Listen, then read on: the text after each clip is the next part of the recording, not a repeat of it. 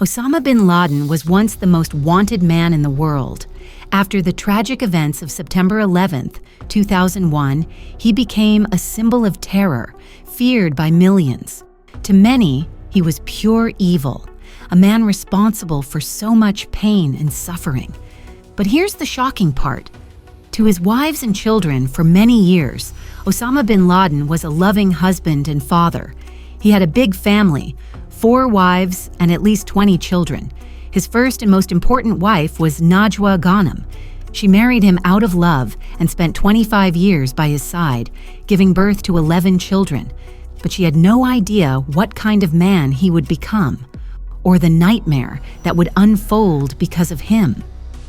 For Najwa and the other wives, life with bin Laden was full of pain and sacrifice. They lived in a world where women had no voice and no choices. One day, he took all 4 wives into the desert and forced them to stay there for an entire night. And what happened next will shock you. For years, this story remained a secret. But now, the truth is finally out. How did bin Laden's first wife escape? Where is she now? Stay with us as we uncover what was hidden for so long. The future wife of Osama bin Laden was born in 1960 in Syria, in the coastal city of Latakia. Her name was Najwa Ghanem, and she spent her early years in a beautiful, peaceful place by the sea, surrounded by fruit trees and vegetable gardens. Her father was a merchant, her mother a housewife, and together they raised a big, loving family. Najwa was the second child, and she had a close bond with her siblings. She was just like any other girl, attending a girls' school, afraid of snakes, and always getting lost in books. She loved to play tennis, ride her bicycle, and spend hours drawing. Her parents were conservative Muslims, but young Najwa had a mind of her own. At first, she refused to cover her head and loved wearing bright, colorful dresses. She was full of dreams, living a simple but joyful life, never imagining the hardships that awaited her in the future. From an early age, Najwa Ghanem was well acquainted with Osama bin Laden, not as a stranger, but as her first cousin. Her aunt, Aliyah, had been married to Mohammed bin Laden, a wealthy Saudi contractor and a close friend of King Abdulaziz Al Saud. Their marriage was short, and the only child born from it was Osama bin Laden. He belonged to one of the richest and most powerful families in Saudi Arabia. The bin Laden family owned a massive construction empire, the Saudi bin Laden Group, which had direct ties to the Saudi royal family. Osama's father, Mohammed bin Laden, was a billionaire who built grand palaces, mosques, and entire cities. But Osama's childhood was not as privileged as it seemed. His father divorced his mother, Hamida, shortly after he was born and arranged for her to marry one of his business associates, Mohammed Al-Adas. Osama grew up in this new household with his mother, stepfather, and 4 half-siblings. Though he later inherited around $25 to $30 million, his interests were never in wealth. Even when he attended King Abdulaziz University, he focused more on religion than on business or pleasure. Najwa and Osama had known each other since childhood. He was just 1 year older than her. Everyone around them saw him as a quiet, polite, and mysterious boy. Unlike other wealthy Saudi children, he never flaunted his family's riches. He was serious, deeply religious, and always lost in thought. Najwa had always felt drawn to him. She knew that he had lost his father early and had been raised by a stepfather, and she felt sympathy for him. In their culture, it was common for cousins to marry, and for Najwa, Osama seemed like an ideal match. He was handsome, well-mannered, and came from a powerful family. At the time, she had no idea that the quiet boy she admired would one day become the world's most feared man. Despite all the rumors, Najwa and Osama's marriage was not forced. It was a marriage of love and choice. For a long time, Najwa waited patiently, hoping Osama would take the first step and ask for her hand. She knew he cared for her, but he was always quiet and reserved. Finally, when she turned 14, Osama gathered the courage to discuss the idea with his mother. Aunt Aliyah was overjoyed. She had always wanted the two families to grow even closer, so she immediately gave her blessing. But not everyone was happy about the idea. Najwa's mother was heartbroken. She didn't want to see her daughter leave for Saudi Arabia, far away from her family and the life she knew. She begged her to reconsider, warning her that she would rarely see her parents again. She reminded her that in Saudi Arabia, life for women was very different. There would be no more colorful dresses, no freedom to walk alone, and no life outside the home. She would have to wear a black abaya, cover her face, and live in isolation, as most Saudi women did in the 1970s. Najwa hesitated for a moment. She knew her mother was right. Life in Latakia had been so free and full of color. Marrying Osama meant leaving everything behind. But in the end, love won. She looked her mother in the eyes and firmly declared, "I love Osama, and I will marry him." For the first time in her life, she stood her ground and made a decision for herself. In 1974, 15-year-old Najwa became the wife of 17-year-old Osama bin Laden. Their wedding was a joyful moment in her life, a day she had dreamed of for so long. She wore a beautiful white dress, feeling like the happiest girl in the world. However, the celebration was simple and modest. Osama's family followed strict conservative beliefs, and loud parties were not allowed. The wedding was held at home, without music, dancing, or laughter. Guests enjoyed traditional Syrian dishes, but the event was quiet and serious. Even so, Najwa felt truly happy because she had married the man she loved. Then she left her family behind and traveled with her husband to Jeddah, Saudi Arabia, ready to start her new life. But Saudi Arabia was not Syria. Here she faced strict rules and restrictions she had never known before. She could not work, drive, or even leave the house without Osama's permission. She was expected to wear a black abaya and, for the first time in her life, cover her face with a veil. For the girl who had once loved bright dresses and refused to cover her head, this was a huge change. But she was young and in love. At that moment, nothing else mattered, only being with her husband. She had no idea how much her life was about to change. In 1974, at just 15 years old, Najwa began her new life in the Saudi city of Jeddah. She and Osama settled in the home of his aunt Aliyah, who generously gave them an entire floor to live in. At first, Najwa felt happy and peaceful in her new home. She dedicated most of her time to her religious studies, spending long hours reading the Quran in the garden. She admired the beauty of Jeddah, a city so different from her hometown in Syria. Life seemed comfortable. Osama even hired a housemaid to help her. Her husband spent much of his time praying at the mosque, continuing his education, and working in the family's business empire. Meanwhile, Najwa stayed home, where she prayed, cooked Osama's favorite meals, and studied home decor and fashion.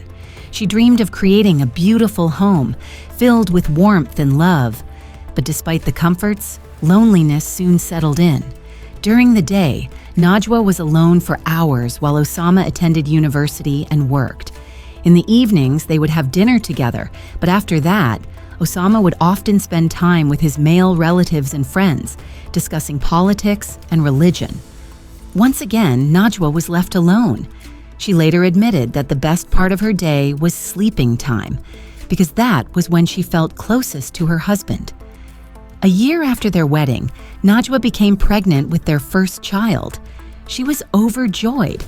When she gave birth to a son, Abdullah, Osama hired a second housemaid to help with the household. For the first time in her life, Najwa felt truly fulfilled. She was raising a child, she had a husband, and their family was wealthy. What more could she ask for? In 1978, their second son, Abdul Rahman, was born.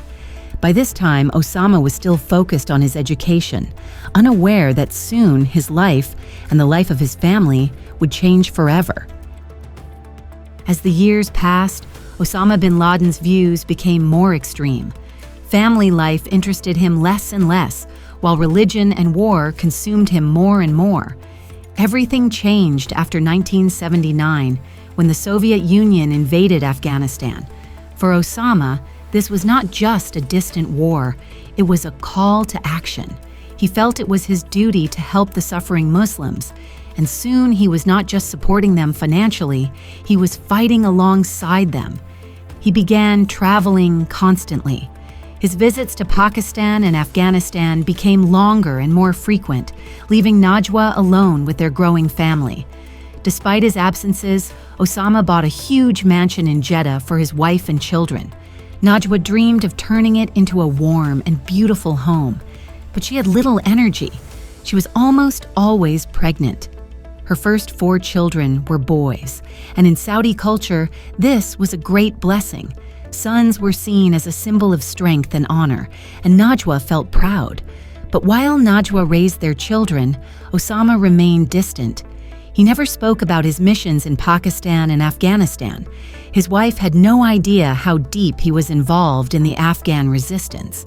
Osama's children never remembered him yelling or losing his temper, but he had strict rules and unusual beliefs. He opposed modernization, believing it weakened faith in Islam. Because of this, he banned air conditioning, even in the unbearable Saudi heat. He also refused to use a refrigerator, which meant food spoiled quickly.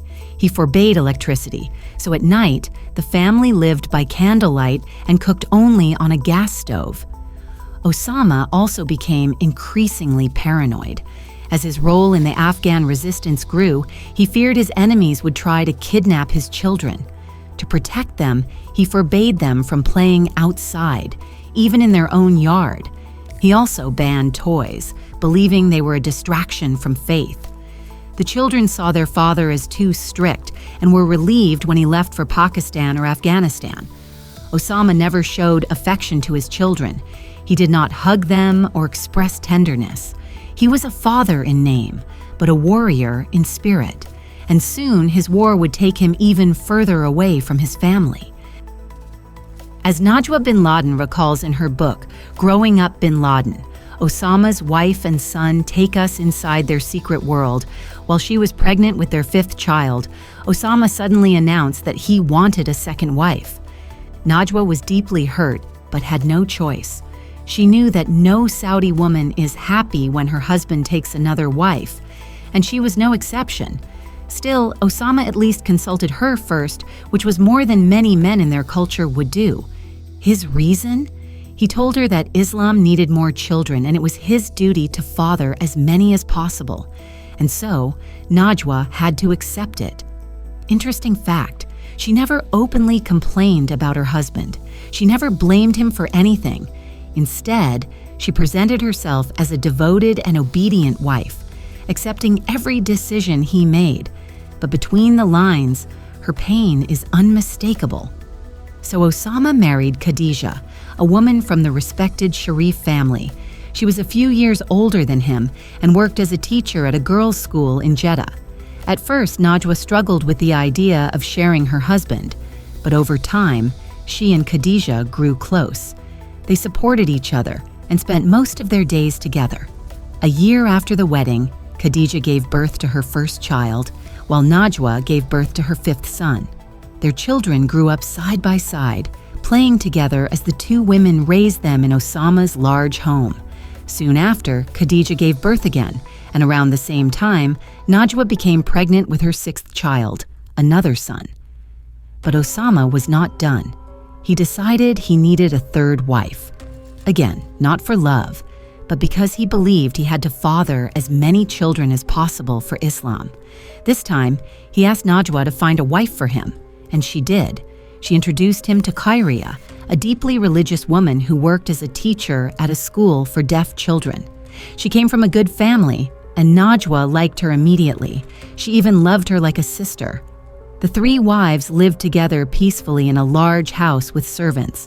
Each had her own private apartment, but Najwa remained the most respected and highest-ranked wife.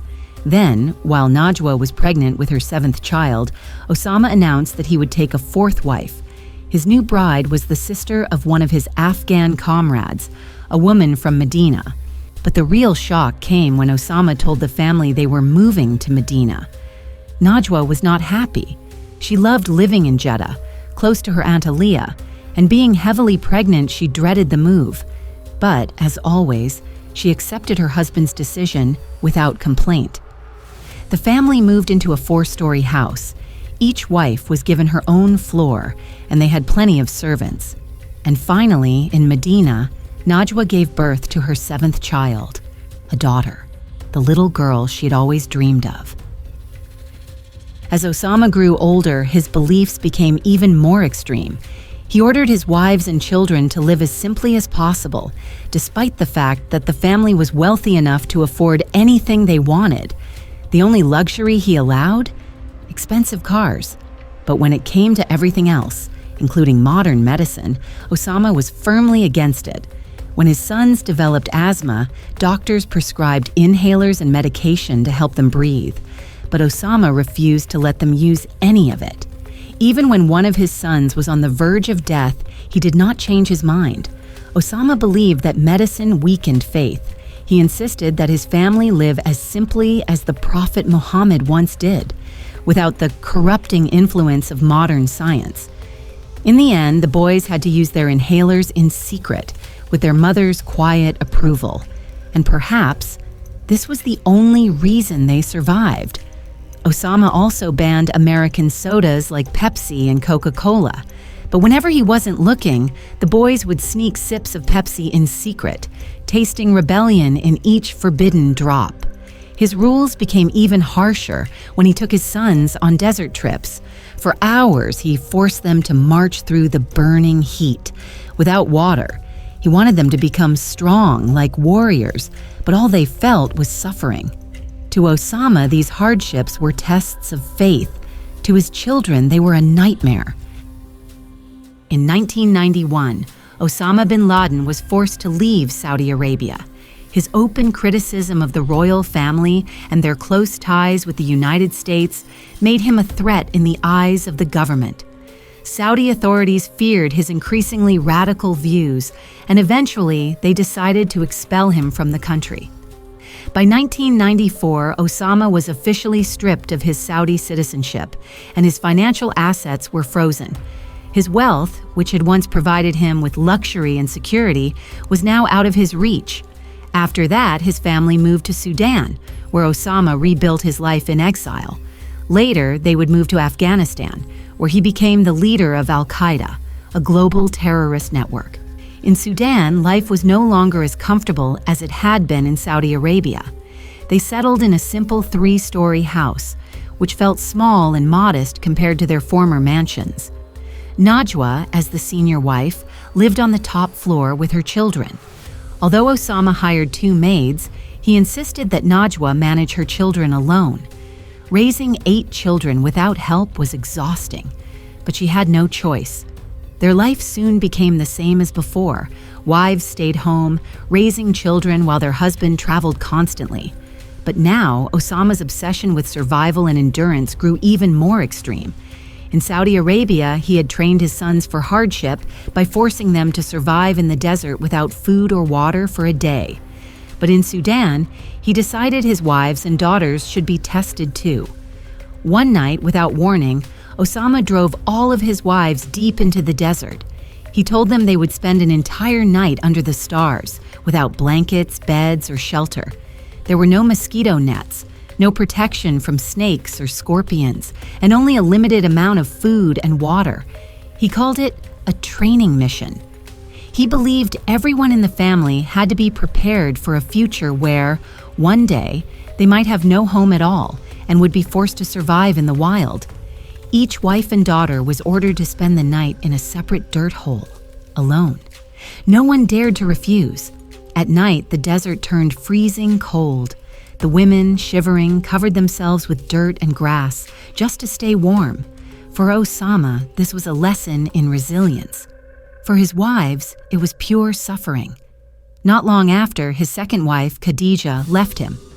Taking her 3 children, she returned to Saudi Arabia. She was lucky. She kept custody of her children. The exact reason for the divorce was never mentioned, but it was clear. Khadija could not accept Osama's radical ideas anymore. She did not want to endure any more of his extreme trials. Soon after, Najwa's eldest son also left. He had married and moved to Saudi Arabia to start his own life. Unlike his father, he wanted no part in his extremist vision. Osama was deeply disappointed. He had always hoped that his eldest sons would one day lead his empire. But one by one, his family was slipping away from him. It was no longer safe for Osama bin Laden's family to stay in Sudan. The United States and Saudi Arabia pressured the Sudanese government to expel Osama due to his growing terrorist activities. At the same time, Saudi authorities had frozen his assets and stripped him of his citizenship. With nowhere else to go, Osama fled to Afghanistan, bringing his entire family with him. They hid in the Tora Bora Mountains, settling in a tiny shelter built into the rocky cliffs. For a family that had once lived in luxury, adjusting to this harsh new life was almost unbearable. There was no electricity, no modern comforts, and barely enough food. The bin Ladens had once been one of the richest families in Saudi Arabia, owning luxury cars and grand mansions. Now, they were living in a remote, freezing mountain, struggling to survive. Food became scarce. Most of their meals consisted of eggs, potatoes, and rice. Simple and repetitive. The children were always hungry. Najwa, now pregnant with their 10th child, suffered the most. There was no running water, and the children had to fetch water from mountain streams just to bathe. The cold was relentless, and violent storms often struck the mountains, making their shelter even more unbearable. But perhaps the worst part was the snakes. Tora Bora was infested with enormous deadly vipers. They often slithered into their home, hiding in the corners of the small, damp rooms. Since childhood, Najwa had been terrified of snakes. Now she was forced to live among them. Afghanistan was nothing like the life she had once known, and yet there was no escape. In the cold, unforgiving mountains of Tora Bora, Najwa bin Laden realized that all of her dreams had crumbled. She had never wanted to be the wife of a jihadist. Like many women, she had once dreamed of a happy family life, a home filled with warmth, sewing clothes for her children, decorating a beautiful house. But now she was fighting for survival in the most brutal conditions. The once lively young girl had turned into a silent shadow. Years of life with Osama had drained her completely. In 25 years of marriage, she had given birth to 11 children. She was exhausted, broken, and constantly pregnant. She never would have dared to leave her husband, if not for her fourth son, Omar. He was her favorite. Unlike his father, Omar never embraced extremism. He was a kind-hearted boy who loved animals and despised violence. "I'm nothing like my father," Omar later wrote in his book, Growing Up Bin Laden, "While he prays for war, I pray for peace." Omar knew something terrible was coming. He begged his mother to leave before it was too late. In early September 2001, Najwa finally escaped. With her youngest children and with Osama's permission, she fled to Syria, her homeland. It was the last time she would ever see her husband. A few years later, her other children managed to join her. Since then, Najwa has lived in complete secrecy. No one knows where she is, and to this day, there is not a single public photo of her. But her son, Omar bin Laden, has stepped into the public eye. Unlike his father, he rejected war. He married a British woman, a woman who does not wear a headscarf and is many years older than him. He also became an artist, yet his father's shadow still follows him. Governments watch him closely. He struggles with visa restrictions. No matter how hard he tries to escape his past, the world never lets him forget who his father was. But unlike Osama bin Laden, Omar chose peace. After Najwa bin Laden escaped, the rest of Osama's family remained trapped in his world of terror. His second wife, Khadija, had already left him years earlier, taking her children and returning to Saudi Arabia. She never spoke publicly about her life with Osama, but it was clear she refused to follow him into extremism. His third wife, Khairia, was deeply religious and stayed loyal to him until the very end. She remained in Afghanistan, living under harsh conditions, even after Osama became the most wanted man in the world. His fourth wife, Siham, also stayed with him. Both Khairia and Siham were captured by Pakistani authorities after Osama's death in 2011 and were later sent to Saudi Arabia. As for his children, their lives took very different paths. Some escaped extremism, just like Omar, who built a new life in the West. Others remained loyal to their father's ideology, believing in his radical beliefs. His eldest son, Osama bin Laden, followed in his father's footsteps, joining al-Qaeda. He was later killed in a U.S. drone strike in 2009. Another son, Hamza bin Laden, was being groomed as Osama's successor. He became a rising figure in al-Qaeda, vowing revenge for his father's death. But before he could take power, he too was killed by U.S. forces in 2019. Some of Osama's other children, including his daughters, have lived in complete silence, avoiding public life. The story of Osama bin Laden's family is a story of women and children trapped in a life they never chose. Najwa never wanted to be the wife of a jihadist. She never wanted to raise her children in fear, hunger, and exile. Her only crime was obedience, the belief that a wife must always follow her husband, no matter where he leads. In the end, some of Osama's family escaped. Others stayed and suffered the consequences. But one thing is certain: his choices ruined the lives of those closest to him.